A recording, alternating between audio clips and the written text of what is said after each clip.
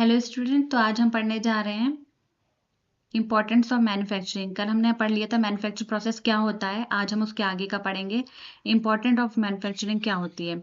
Important of manufacturing में सबसे पहला पॉइंट आ जाता है इनोवेशन। हम पढ़ेंगे इनोवेशन क्या होता है, फिर उसके बाद पढ़ेंगे economic growth.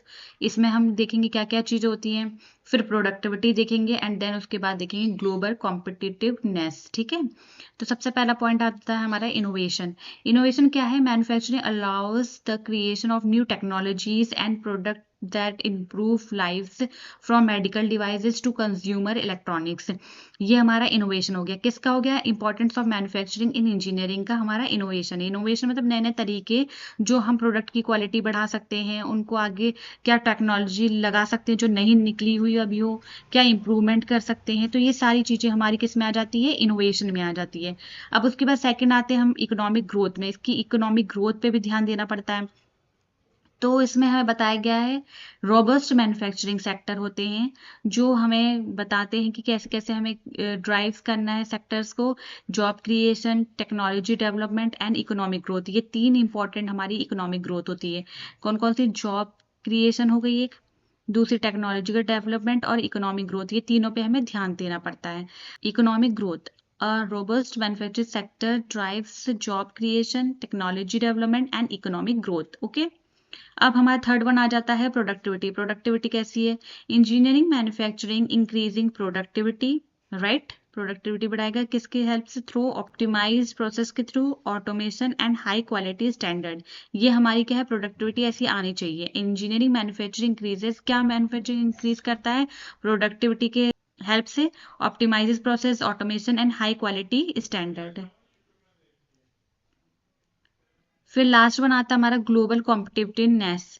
Countries with advance manufacturing capabilities often lead in innovation, exports and technological advancements. हमारा ग्लोबल कॉम्पिटिटिवनेस होता है first innovation, second export, third technological advancement. तीन चीज़ों के बेस पे हमारा ये जो होता है हमारा ग्लोबल कॉम्पिटिटिवनेस किया जाता है। इसमें ध्यान देना होता है चीज़ों को। तो ये सारी चीज़ें जो भी हमने आज पढ़े हैं ये हमारे क्या है? मैन्युफैक्चरिंग के लिए बहुत ही इंपॉर्टेंट पॉइंट हैं जिस पे ध्यान रखकर ही हम किसी भी प्रोडक्ट की क्वालिटी बढ़ा सकते हैं, कॉस्ट कम कर सकते हैं, लेबर के टाइम में थोड़ा सा मैनेजमेंट कर सकते हैं कि उसको ज़्यादा हार्ड वर्क ना लगे, टाइम के मुताबिक उसको पैसा मिले। तो सारी चीज़ें, ये सारी पॉइंटों को ध्यान में रख के हम सारे काम मैन्युफैक्चरिंग में करते हैं। तो अब हमारा सेकंड पॉइंट है इकोनॉमिक कंसिडरेशन। हमने सबसे पहले पढ़े इंपॉर्टेंस ऑफ मैन्युफैक्चरिंग, अब पढ़ेंगे इकोनॉमिक कंसिडरेशंस। इसमें आता है कॉस्ट ऑफ प्रोडक्शन। तो कॉस्ट ऑफ प्रोडक्शन कितने तरीके के हैं? ये चार तरीके के हैं। चार तरीके कौन कौन से हैं? लेबर कॉस्ट है, मटेरियल कॉस्ट है, एनर्जी कॉस्ट है और ओवरहेड कॉस्ट है। तो सबसे पहले हम पढ़ेंगे लेबर कॉस्ट क्या होती है। The cost of skilled versus unskilled labour. Skilled और अनस्किल्ड लेबर्स को देखा जाता है, लेबर अवेलेबिलिटी पे ध्यान दिया जाता है। फिर डायरेक्टली इम्पैक्ट मैन्युफैक्चरिंग कॉस्ट, क्या कॉस्ट पे इम्पैक्ट पड़ रहा है, और ऑटोमेशन की हेल्प से लेबर की कॉस्ट भी रिड्यूस की जाती है। तो ये हमारा हो गया लेबर कॉस्ट। अब दूसरा आता है मटेरियल कॉस्ट। मटेरियल कॉस्ट क्या होता है? Prices for raw materials fluctuate based on, जो प्राइस होते हैं रॉ मटेरियल के किसकी वजह से फ्लक्चुएट होते हैं? तो सप्लाई और डिमांड की वजह से, जियो पॉलिटिकल फैक्टर की वजह से एंड इकोनॉमिक कंडीशंस की वजह से। क्या अफेक्ट करते हैं? प्रोडक्शन की कॉस्ट को अफेक्ट करते हैं ये सारी चीज़ें मटेरियल कॉस्ट में। तो मटेरियल कॉस्ट एक बार अच्छे से पढ़ लेते हैं। Price for raw materials fluctuate based on supply and demand, Jio political factors and economic conditions affecting production cost. अब आते हैं एनर्जी कॉस्ट, ये हमारा तीसरा पॉइंट है। Energy prices specially for electricity and fuel can significantly impact manufacturing cost. इसमें भी cost effect हो रहा है specially for energy intensive processes. ये हो गया हमारा थर्ड पॉइंट। ओवरहेड क्या है? फोर्थ पॉइंट है। ओवरहेड कॉस्ट क्या है? These include cost related to facility maintenance के अकॉर्डिंग, इक्विपमेंट के अकॉर्डिंग, मैनेजमेंट के अकॉर्डिंग, और किसके लास्ट है? लॉजिस्टिक के वजह से। तो ये सारी चीज़ें रिलेटेड हुई हमारी कॉस्ट से। तो ये ओवरहेड कॉस्ट हो गया। तो ये हमारा कंप्लीट हो गया है यहाँ पे पूरा इकोनॉमिक कंसिडरेशन। ठीक है, अब आगे बढ़ते हैं हम।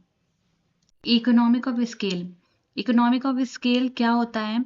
As production volume increases the cost per unit typically decreases due to economics of scale. Manufacturers may invest larger machine, invest क्या करते हैं? हाई मशीन रखते हैं, मोर एडवांस होनी चाहिए, जिसमें अलग अलग सिस्टम्स होने चाहिए, अच्छे सिस्टम, एडवांस सिस्टम होना चाहिए, लार्जर फैसिलिटीज होनी चाहिए। किस लिए? To reduce cost per unit produced. तो एक ग्राफ से समझाया जा रहा है कि एवरेज कॉस्ट क्या है, ये हमारी एवरेज कॉस्ट, ये हमारा आउटपुट। तो यहाँ पे ये भी हमारी एवरेज कॉस्ट है और ये भी हमारी एवरेज कॉस्ट है, लेकिन ये कैसे है? तो ये हमारा ग्राफ है जिसमें ये हायर कॉस्ट दिखाई गई है, हायर एवरेज कॉस्ट है ये हमारी है लीड टू लोअर कॉस्ट, ये हमारी है लोअर कॉस्ट, और ये वाली है हमारी हायर कॉस्ट।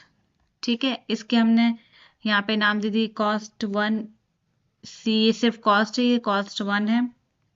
ये हमारी क्वालिटी है, ये क्वालिटी वन है, ये ऐसे हमने दर्शा दिए यहाँ पे। तो ये रहा हमारा इकोनॉमिक्स ऑफ स्केल का ग्राफ। अब हम इसको परसेंटेज में अगर देखें तो ये percentage change in cost divided by the percentage change. तो इसका हम इकोनॉमिक्स ऑफ स्केल का फॉर्मूला देख लेते हैं। तो इसका होगा formula cost elasticity is equals to percentage change in total cost slash percentage change in output.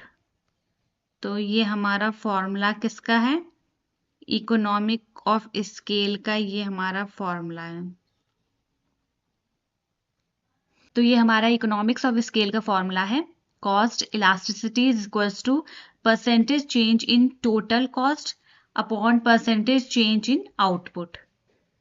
Okay, अब हम पढ़ने जा रहे हैं कैपिटल इन्वेस्टमेंट। कैपिटल इन्वेस्टमेंट में क्या होता है कि हमें ये देखना होता है कि कितनी रिक्वायरमेंट है कॉस्ट की, कि हम उसको अच्छे तरीके से किसी प्रोडक्ट में लगाएं और उसकी क्वालिटी भी हमें अच्छी मिले।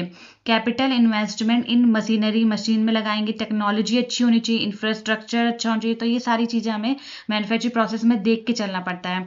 Manufacturing process often require substantial capital investment in machinery, technology, and infrastructure. Decision making involve comparing upfront cost with long term benefit। जो भी हमें अपना आगे का काम करना है उसमें हमें काफ़ी सारे जो टाइम टेबल बनेगा, जिस हिसाब से आगे काम होना है, प्रोडक्ट की क्वालिटी को लेके चलना है साथ में, और लंबे समय तक प्रोडक्ट की क्वालिटी ख़राब ना हो इस पर भी ध्यान देना है। पैसा लगाना है तो पैसा वेस्ट भी ना हो। इसमें जैसे कि आगे दिया है such as increased productivity and product quality, same वही चीज़, प्रोडक्टिविटी अच्छी होनी चाहिए, क्वालिटी भी अच्छी होनी चाहिए, पैसा भी हमारा वेस्ट नहीं होना चाहिए, टाइम भी हमारा ज़्यादा लग के, और उसका मतलब टाइम का भी हमारा यूजफुल होना चाहिए। तो ये हमारा कैपिटल इन्वेस्टमेंट है। इसको हम एक डायग्राम से देखेंगे, ब्लॉक डायग्राम है ये।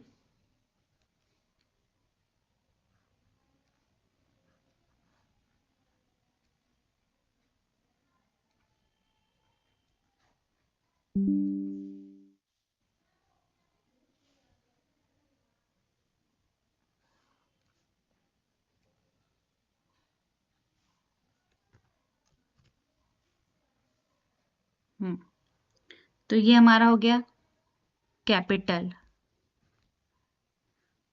अब हम क्या करेंगे? इन्वेस्टमेंट, पहले पैसा चाहिए, फिर इन्वेस्टमेंट करेंगे। अगर लार्ज अमाउंट में करना है तो आप वो कीजिए, लार्ज में, स्मॉल में, जैसा भी करना है। सबसे पहले हमें पैसे की जरूरत पड़ेगी, फिर हम इन्वेस्टमेंट करेंगे। फिर ये क्या होगा हमारा?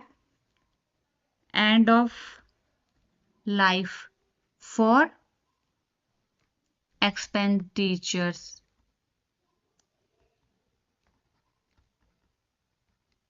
ओके, और ये हमारा हो जाएगा रिवर्ट टू, ये हो जाएगा हमारा revert to beginning. Productivity and efficiency, manufacturing firms aims to increase productivity output per hour work के हिसाब से while reducing waste, effective scheduling, process optimization, and workforce training, and crucial in improving efficiency.